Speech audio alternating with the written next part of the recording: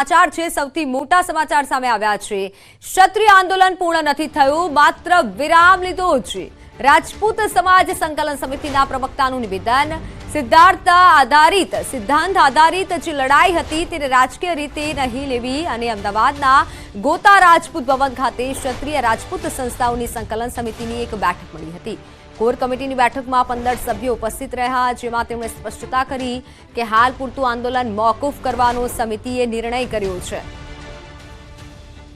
અમે આ આંદોલન છે એને વિરામ આપીએ છીએ। અત્યારે મને ઘણા બધા મિત્રોએ પૂછ્યું કે આંદોલન પૂરું થઈ ગયું? ના, જેમ કોઈ કથા હોય, ભાગવત કથા હોય અને પછી કથા એમ કે 7 દિવસ પછી કે આજે કથાને વિરામ આપીએ છીએ, એમ આ આંદોલનને અમે અત્યારે વિરામ આપીએ છીએ।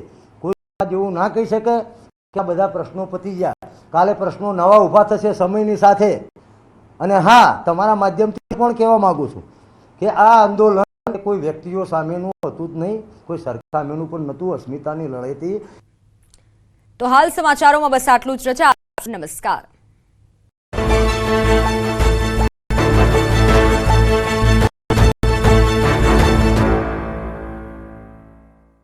બપોર બાદ જામનગરમાં ધ્રોલ જોડિયા પંથકમાં પવન સાથે ધોધમાર વરસાદ વરસ્યો।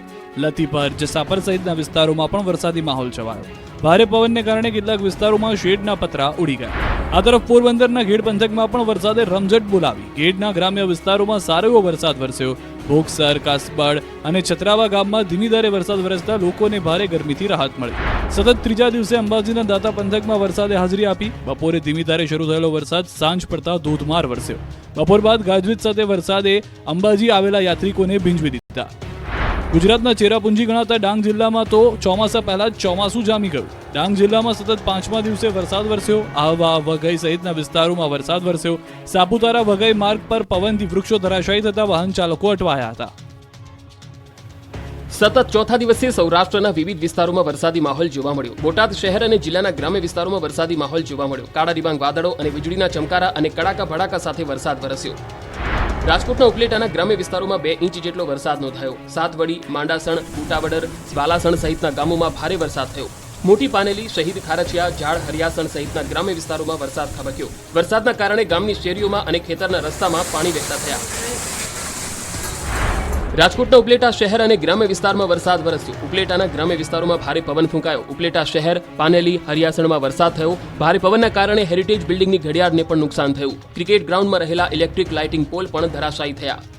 તો આ તરફ રાજકોટના પડગરીમાં શ્રીમદ ભાગવત સપ્તાહમાં વરસાદ વિઘ્ન બન્યો, જેના કારણે ભગવત સપ્તાહના મંડપને પણ નુકસાન પહોંચ્યું।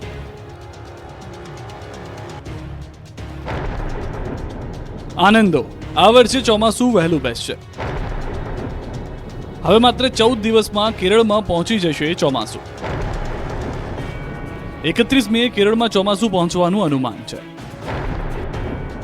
15 જૂને ગુજરાતમાં ચોમાસું દસ્તક દેશે। રાજ્યના ખેડૂતોને કાળઝાળ ગરમીમાં શેકાઈ રહેલા લોકોને ઠંડક મળે એવી ખબર આવી। આ વખતે દેશમાં વહેલું ચોમાસું બેસી જશે। ચોમાસાને આવવાને હવે માત્ર 14 જ દિવસ બાકી છે। 31મી મેના આસપાસ ચોમાસું કેરળમાં દસ્તક દે એવું અનુમાન છે અને ત્યારબાદ 15 જૂન સુધી ગુજરાતમાં વિધિવત ચોમાસાનું આગમન થાય એવી શક્યતા છે। આ વર્ષે ચોમાસું સામાન્ય તારીખના 1 દિવસ પહેલા કેરળમાં પહોંચી શકે છે। હવામાન વિભાગના જણાવ્યા અનુસાર ચોમાસું 31 મેના રોજ કેરળ પહોંચશે।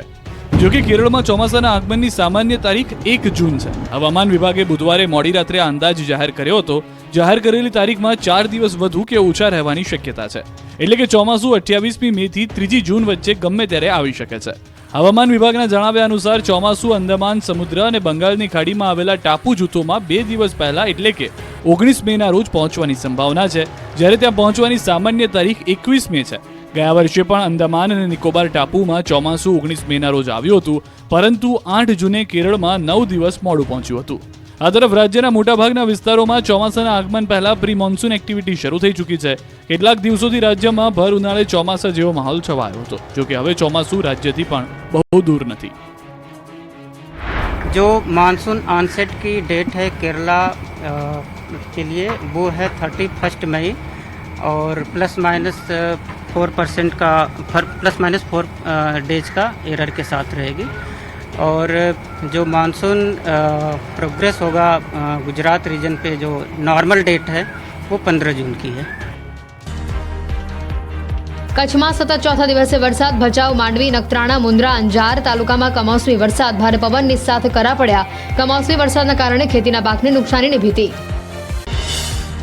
મોરબીમાં ફૂંકાયું જોરદાર વાવાઝોડું. ટંકારાના ગ્રામ્ય વિસ્તારોમાં જામ્યો વરસાદી માહોલ. ભારે પવનની સાથે વરસાદ વરસતા ખેડૂતોમાં વધી ચિંતા. મોરબીમાં ભારે ઉકળાટ બાદ વાતાવરણ પલટાયું. અચાનક ભારે પવન સાથે વરસાદ ખાબક્યો. પવન અને ગાજવીજ સાથે ધૂળની ડમરે ઉડ્યા બાદ જામ્યો વરસાદી માહોલ. રાજકોટના ઉપલેટા પંથકમાં ધોધમાર વરસાદ ખાબક્યો. સાતવડી, માંડાસણ, બુટાવદર, વાલાસણ સહિતના ગામોમાં ભારે વરસાદ પડ્યો. ગામની શેરીઓમાં તેમજ ખેતરના રસ્તામાં પાણી વહેતા થયા. ગ્રામ્ય વિસ્તારોમાં 2 ઇંચ જેટલો વરસાદ નોંધાયો. મોટી પાનેલી, શહીદ ખારચિયા, ઝાડ હરિયાસણ સહિતના ગ્રામ્ય વિસ્તારોમાં વરસાદ ખાબક્યો. ભારે પવન ફૂંકાતા મિની વાવાઝોડા જેવા દ્રશ્યો સર્જાયા. મોરબીના ટંકારા તાલુકાના ગ્રામ્ય વિસ્તારોમાં કરા સાથે વરસાદ પડ્યો. ભારે પવનથી વૃક્ષો ધરાશાયી થયા. હોર્ડિંગ અને નળિયા પતરા ઉડ્યા. કોટન મિલમાં વરસાદ અને ભારે પવનને લઈને નુકસાન નોંધાયું. જામનગર શહેરમાં કમોસમી વરસાદ. અચાનક જ ભારે બફારા વચ્ચે શહેરમાં વરસાદ. અનેક વિસ્તારોમાં કમોસમી વરસાદી ઝાપટા પડ્યા. રોડ પર પાણી ભરાયા. બનાસકાંઠા જિલ્લાના અમીરગઢના ગ્રામ્ય વિસ્તારોમાં ધોધમાર વરસાદ. અમીરગઢના વિરમપુર, ધનપુરા, ઈસરિયામાં વરસાદ. ટેંગોરા, ભાયલા સહિતના પહાડી વિસ્તારમાં વીજળીના કડાકા અને પવનની સાથે વરસાદી માહોલ. બનાસકાંઠા જિલ્લાના ધાણદા ગામના ખેડૂતોનો વિડીયો આવ્યો સામે. ભારે વાવાઝોડા વચ્ચે ખેતરમાં શેડ બચાવવા કર્યો પ્રયાસ. શેડ ઉડવાની સંભાવનાને લઈ ખેડૂતે જહેમત ઉઠાવી. કમોસમી વરસાદથી ધાણધા, જલોત્રા, કુપર, માલણ સહિતના ગામોમાં વરસાદ. પપૈયાના પાકને પણ કમોસમી વરસાદથી વ્યાપક નુકસાન. પાલનપુરના ગામડાઓમાં વાવાઝોડા જેવી સ્થિતિ સર્જાઈ. દાતા પંથકમાં પણ કમોસમી વરસાદે નુકસાન નોતર્યું. અનેક વૃક્ષો ધરાશયી અને અનેક મકાનના છાપરા ઉડ્યા. સતત ત્રીજા દિવસે પણ વરસાદી માહોલ સર્જાતા ખેડૂતો ચિંતામાં મુકાયા. અંતરિયાળ વિસ્તારમાં 8 થી 10 રહેણાંક મકાનોની છત ઉડી. ખેતરમાં તૈયાર પાકને પણ મોટા પાયે નુકસાન પહોંચ્યું. દાદરાનગર હવેલીના વાસદાના ચોથાપાડા વિસ્તારમાં ભારે પવન ફૂંકાતા મંડપ ઉડ્યો. વરસાદ અને પવનના કારણે લગ્ન પ્રસંગમાં અફરાતફરી મચી. અચાનક ફૂંકાયેલા વાવાઝોડા જેવા પવનના કારણે મંડપ ઉડી ગયો. દ્વારકા ખંભાળિયાના લાલપરડા ગામે ભારે પવનથી નુકસાન. કેટલાક મકાનના પતરા ભારે પવનના કારણે ઉડ્યા. ગ્રામ્ય પંથકમાં તેજ પવન સાથે વરસાદી માહોલ જામ્યો. કેટલાક ગામોમાં ધૂળની ડમરીઓ પણ ઉડી. ખાંભા પંથકમાં કમોસમી વરસાદે મચાવ્યો કહેર. મિની વાવાઝોડાએ ખાંભા પંથકને ધમરોડ્યું. શહેરમાં વૃક્ષો અને વીજપોલ થયા ધરાશાયી. રહેણાંક મકાનના નળિયા અને છાપરા ઉડ્યા. મરચાના વેપારીઓના મંડપો પડ્યા. જામનગર જિલ્લાના ધ્રોલ અને જોડિયા પંથકમાં જામ્યો વરસાદી માહોલ. લતીપર, જસાપર સહિતના ગ્રામ્ય વિસ્તારોમાં વરસાદ. પવનમાં શેડના પતરા ઉડ્યા. વરસાદના કારણે ઉનાળુ પાકમાં નુકસાનીની ભીતિ. મહેસાણાના સતલાસણા પંથકના વાતાવરણમાં પલટો. વાવાઝોડા સાથે વરસાદ જામ્યો. કાળઝાળ ગરમીમાં આંશિક રાહત મળી. વાતાવરણ ઠંડુગાર થયું. અંબાજી દાતા પંથકમાં સતત ત્રીજા દિવસે વરસાદી માહોલ છવાયો. ત્રીજા દિવસે